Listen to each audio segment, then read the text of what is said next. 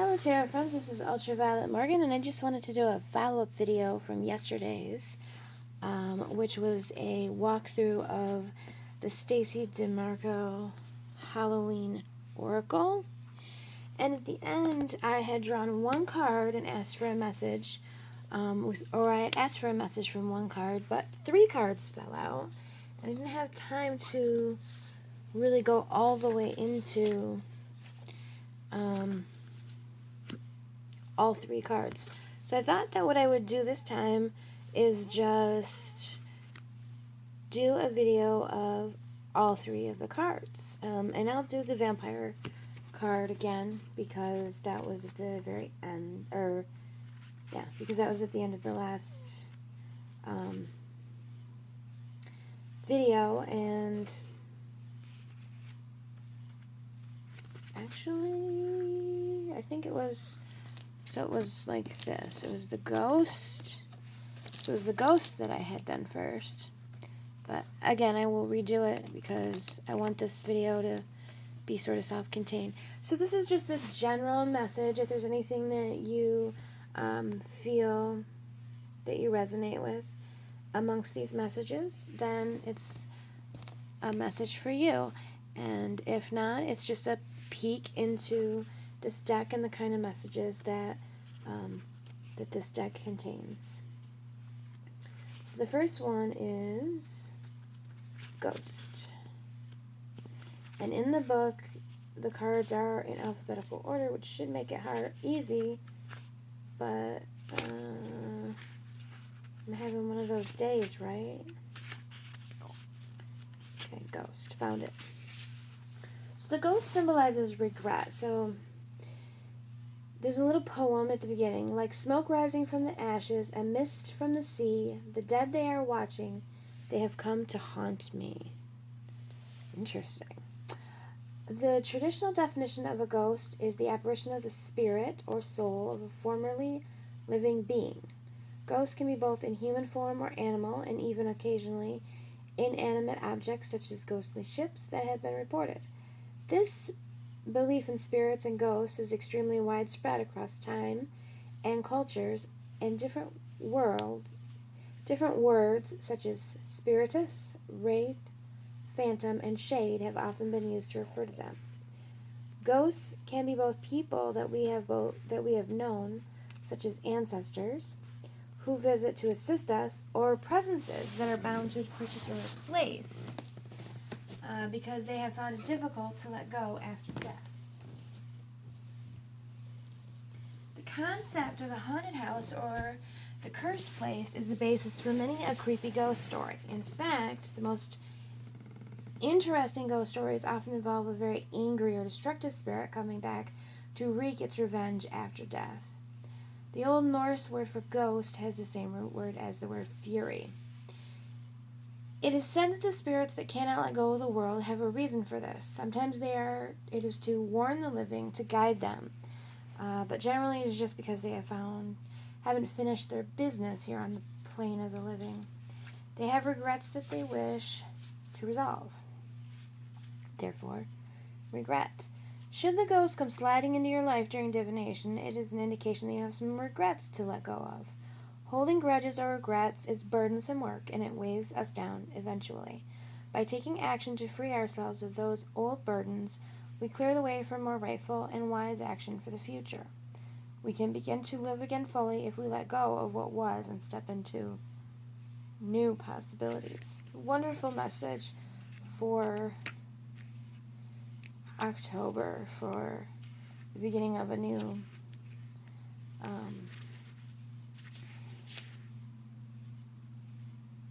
segment of time, as October 31st is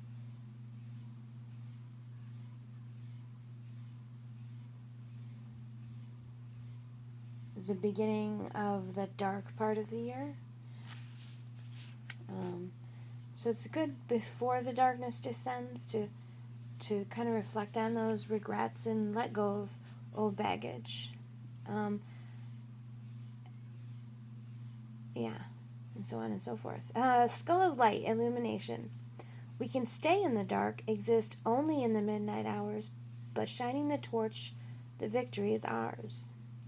As the famous psychoanalyst Jung suggested, or Jung, knowing our own darkness helps us cope with the darkness of others. Taking the time to know thyself and to seek understanding of our more destructive or shallow natures can lead to huge happiness and less anxiety. The idea of being shown the way is the most difficult of in the most difficult of times, and always knowing that we are never alone in the darkness are the key to this magical element. Light is usually a comforting thing, yet sometimes we do not really want to see the boogeyman under the bed. It is too scary, too big, and we know how to defeat it. We know not how to defeat it. Yet by simply shining the torch upon such darkness, the victory is ours.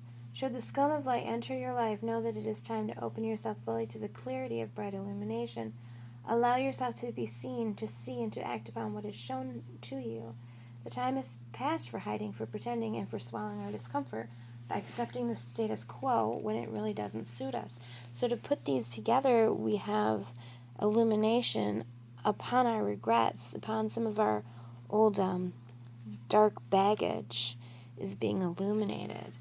I think this is fabulous. It's a wonderful time to do shadow work, and that is the message that I'm feeling come through with this, is to face those regrets and those darker aspects and the things that we're carrying around that we don't need to keep carrying into the dark part.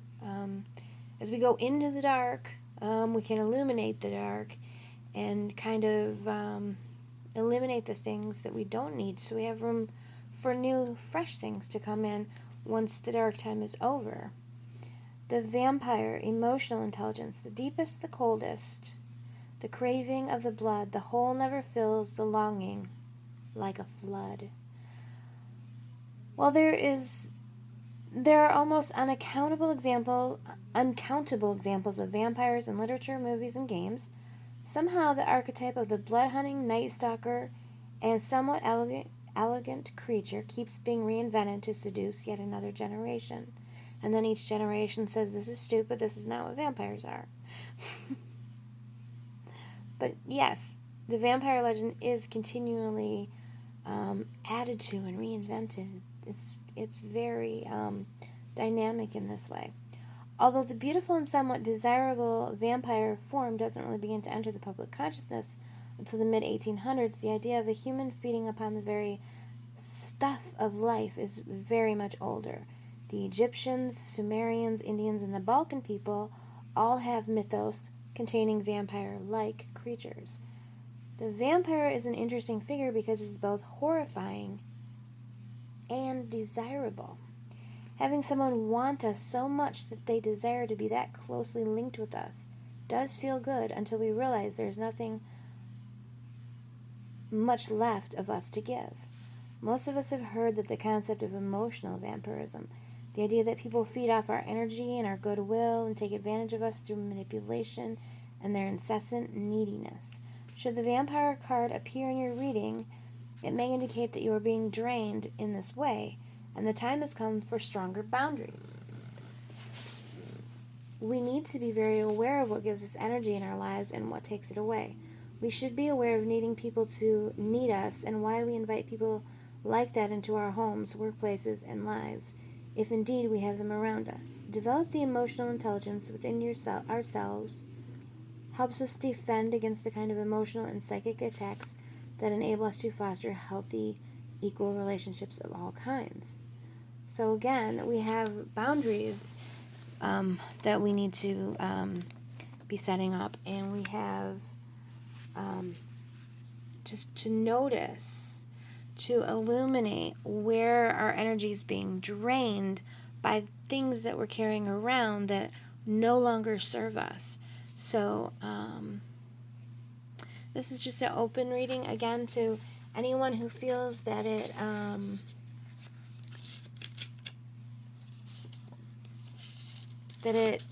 resonates with them. But I would say, yes, definitely, it's the time to take a look at the things that are draining us and the things that we're hauling around, our regrets and our baggage, and illuminate those dark corners of ourselves, those scary pieces, those things we don't want to look at, those things we don't really want to challenge because we want to keep on with the status quo, we want to keep on keeping on. But what can we look at? Where can we do sort of some housekeeping? Where can we sweep away the cobwebs this October in preparation for the dark part of the year?